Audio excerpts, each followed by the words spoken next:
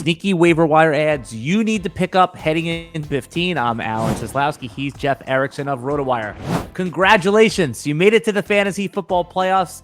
It's time to shed all of the depth that you do not need or you never can see yourself starting. Those wide receiver fours with no upside. Those second quarterbacks with bad matchups. You should roster backup running backs and players that your opponents may want to use against you. Play keep away. All right. With that said, Jeff, who's going to be your first sneaky ad? We're going to go down to Houston, Texas. Talk about the Texans and Chris Moore, who I actually started in week 14 as a desperation play because of Bipocalypse 2, the Electric Boogaloo. But with Nico Collins out, with Brandon Cooks out, Chris Moore was the game in town. Had 11 targets, 10 catches, 124 yards against the Cowboys. Draws the Chiefs this week at home. I actually think there's a possibility of a repeat here because who knows, first of all, if Collins and Cooks are going to be able to play. Moore and Davis Mills, who's back to being the quarterback, actually have a connection there. There's been other games where he's been useful too. If you have T. Higgins, if you have Deebo Samuel, you're going to need somebody for this week. So I think Chris Moore is a possibility for you. Titans backup running back Dontrell Hilliard was knocked out of Sunday's game versus the Jaguars with a neck injury.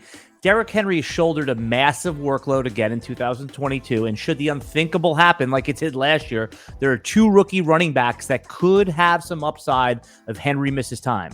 Hassan Haskins, who was inactive with a hip injury, and most interestingly, Julius Chestnut. Chestnut carried the ball 5 times and saw 2 targets. Though he didn't do much with them, he's still in a nice spot if Hilliard misses time. You wouldn't even have to pay for Chestnut, so you could just sneak him onto your roster, and then on a run-heavy offense, it could pay off in the fantasy playoffs. We're going to go Moores and go with Elijah Moore next with the Jets. And earlier I advised to go with Corey Davis over him, but Corey Davis got hurt against the Bills. He suffered a concussion. The way we've seen concussions treated lately, you really kind of have to wonder if Davis is going to come back this week. Typically, it's usually a missed game now, it seems, at least for these guys that leave with concussion. So watch that one carefully. The best news, too, is look at the schedule for the Jets. Detroit, Jacksonville, and then at Seattle. Very fantasy-friendly schedule. Mike White seems to be a better fantasy option most weeks. It is Elijah Moore that had the highest target share last week. Now, that might also be because the Bills slanted more of their coverage over to Garrett Wilson. We'll see. But Elijah Moore can play.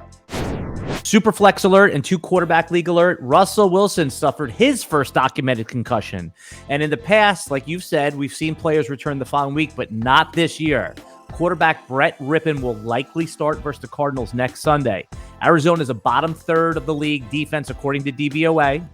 And Rypien completed a touchdown drive in the fourth quarter when he came into the game with a strike to Jerry Jeudy.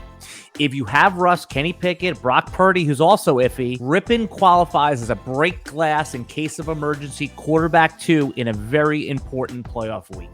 Yeah. Chuba Hubbard, another guy we've talked about a lot. Deonta Foreman still got more carries against Seattle this past week, but Hubbard was a little bit more efficient. I think both will continue to carry the rock. Both will get goal line carries. In fact, the only problem is Raheem Blackshear might also be in the mix as well. That's the only problem that you might have is Carolina is so focused on running the ball. They get Pittsburgh, a middle-of-the-road run defense, right square in the middle. We saw J.K. Dobbins have a pretty big day against them. I think Chuba Hubbard's an interesting pickup still. Roughly around 25% rostered in most leagues still. We discussed Mr. Irrelevant Brock Purdy on last week's video, and he came through for fantasy. Purdy suffered an oblique injury during Sunday's win over the Bucs. It didn't knock Purdy out of the game, but Coach Shanahan wouldn't guarantee that Purdy will play versus the Seahawks on Thursday night, short week. So enter 36-year-old journeyman, and he's a true journeyman, Josh Johnson, who's the next man up. 36 years old and has played for over a dozen NFL teams.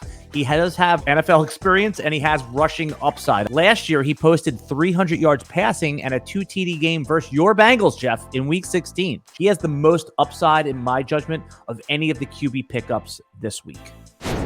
Let's give a lightning round of any bonus pickups with a quick explanation for anyone else that could be a sneaky ad heading into Week 15. T. Higgins played one play. Tyler Boyd dislocated his finger on that same first play of the game. Both could miss this week. That means Trent Irwin could be a guy that gets a decent amount of run. Had 4 targets in the win over the Browns, but so it's not a huge volume guy, but he's the next man up. for Superflex formats. If Baker Mayfield, if nobody believed, he is going to be the starter for the Rams with Sean McVay. If he's out there for some reason, add him to your, just to keep him away from somebody else. If you enjoy videos like this, consider hitting the like, subscribe, and ring the bell to get notifications when we put up new video content every single day. And right now, you can try RotoWire for free. Get free access behind our paywall. Go to rotowire.com/try and just put in your email. You're off and running. And remember, every Monday through Thursday at 8 p.m. Eastern Time on SiriusXM's Fantasy Sports Channel, Channel 87, see Jeff Erickson and Nick Whalen.